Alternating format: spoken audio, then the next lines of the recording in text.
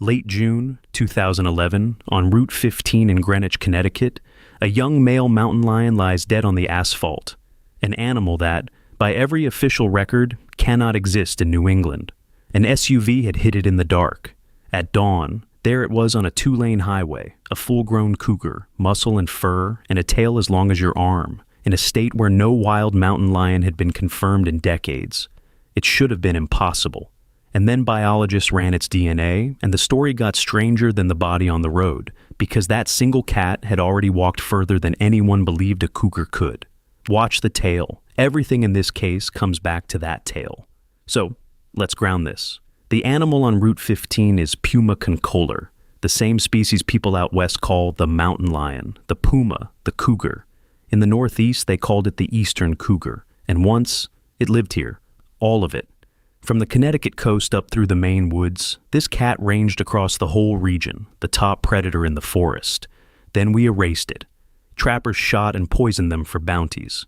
The great forests came down for farmland, and the deer the cougars hunted came down with them. One by one, the cats vanished until the last confirmed Vermont animal was killed in 1881. After that, silence. No breeding, no confirmed cats, nothing for generation after generation. So, the government made it official. The U.S. Fish and Wildlife Service declared the eastern cougar extinct in 2011 and formally removed it from the endangered list in 2018. Gone? On paper, there are no mountain lions in New England, and there haven't been for well over a century. Hold that word, extinct, because the reports never got the message. All through those quiet decades, people kept describing the same animal: hunters, retired game wardens, farmers driving home at dusk. From Vermont's northeast kingdom to the deep woods of Maine, the same picture, over and over. A tawny cat, low to the ground, about the size of a Labrador. And that tail, long, thick, heavy, dragging low behind it as the animal slid across a field in the fading light. Officials had closed the file on this animal, but the sightings kept coming, and it was no longer just stories at dusk. People were pulling hard physical evidence out of the mud, 4 toes wide in wet Vermont ground. And that evidence would not go away. 4 toes, no claw marks, pressed wider than any bobcat could make. Plaster casts of tracks from Vermont and New Hampshire, lifted straight out of wet ground. This is where the case stops being a story at dusk and starts being physical, and where the people making the reports stop being easy to dismiss. Start with who they are, not thrill seekers, not people looking for attention, hunters who have spent 40 years reading Sign in These Woods, retired game wardens who spent their careers telling other people they were wrong about what they saw, rural drivers coming home at last light who slow the truck because something crosses the road ahead that is far too big and far too long. And they all describe the same thing: the tail. That long, heavy rope of a tail, dragging low behind the animal, thick as an arm. A bobcat has a stub. A coyote carries a brush. Neither has that. When a warden who's identified 10,000 animals tells you he watched that tail sweep across a field, you don't laugh him off. Then the casts. 4 toes, no claw marks, wider than a bobcat's.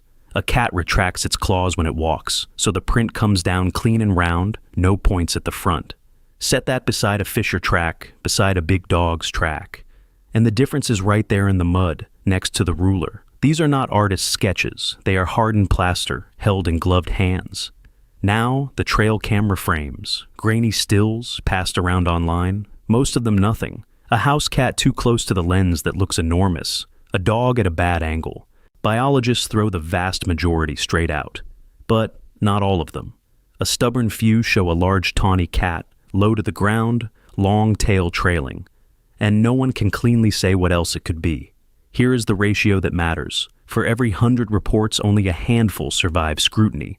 But that handful survives. Throw out 99 of these reports. It's the 100th that keeps biologists awake. Now, name the easy answer in your head. The evidence is about to break it. Because most sightings really are mistakes. Misidentified bobcats, dogs, or fishers, seen in bad light by people who wanted to see something more. That accounts for the flood of them, but not all. Because cougars are kept illegally across the region, and some of these animals are almost certainly escaped or released captive cougars, slipping out of backyard cages. 2 answers. Both real. And here's the problem. Neither one covers everything. Neither the misidentifications nor the escaped pets could explain everything, and that is exactly where the case turns. Because when biologists sequenced the DNA of the Connecticut cat, it pointed not to a New England forest and not to a backyard cage, but to a place more than 1,000 miles to the west. More than 1,000 miles to the west. The Black Hills of South Dakota. That is where the DNA of the cougar killed on Route 15 traced back to. Not a relic northeastern cat, not a released pet. A wild western animal that had walked itself into Connecticut. Sit with that for a second. This cat was born in the pine country of South Dakota, in a landscape thick with elk and mule deer, and somehow it ended up dead on a highway in the suburbs of the American Northeast. Biologists did the arithmetic. Point to point, that animal had covered at least 1,500 miles across at least 4 states. It is the longest journey ever recorded for a land mammal in North America. 1,500 miles. On 4 paws. That is not a rumor. That is a confirmed fact. No plaster cast, no grainy trail camera still, no hunter's word against a skeptic.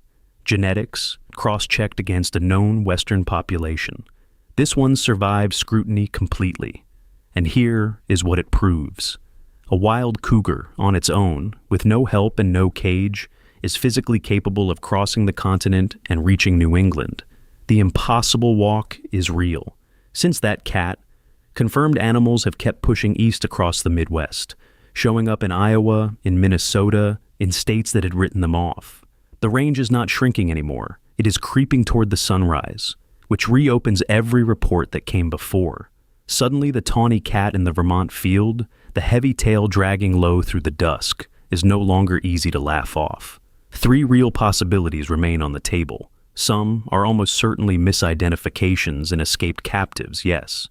But some could be dispersing young males, wandering thousands of miles from those expanding Western populations, and a thin relict remnant that never fully vanished. Serious people will not entirely rule it out. So, let me lay the ledger down plainly. What is known? Cougars are recolonizing eastward, and at least one reached Connecticut alive and walking. What is open? There is no confirmed female, no litter, no verified resident population anywhere in New England. For all the tracks and all the sightings, no one has proven a single breeding cat living in these woods. And yet, the confirmed range creeps closer every single year, and the reports from Vermont to Maine keep coming. Officially, this animal is extinct here. The reports never got that memo. So sit with the last question because no one has answered it yet. Is a breeding population already forming in the New England woods, quiet, unseen, one dispersing male finding one wandering female in a forest that declared them gone? And if an apex predator can walk back into a landscape that erased it, and stand at the tree line at dusk while we insist it isn't there, what else have we stopped looking for?